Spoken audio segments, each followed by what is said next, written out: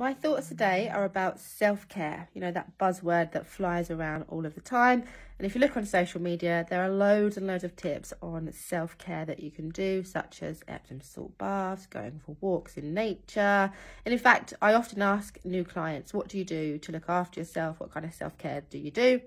And I'll get those sorts of responses. I use essential oils, I go for walks, I try to work out, I try to eat well. And these are all brilliant items of self-care, and they're very valuable and show that you are making yourself a priority in your life and creating time to look after yourself and your well-being.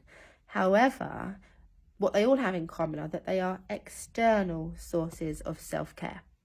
And what I've come to realize over the years of working both on myself and with my clients is that the real value in self-care, the real bang for buck, comes from that inner work. It's much more of an inside job than an outside job.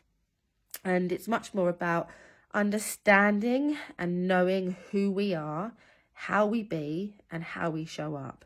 It's about taking the time to reflect and understand things such as, what are my behaviours? What are my patterns?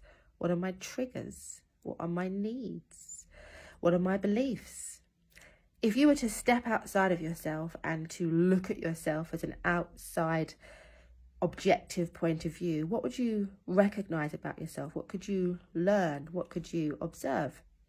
Because when we want to create change, awareness is 50% of the challenge. If we don't understand how we are in the first place, how can we make a point of creating the change that we desire?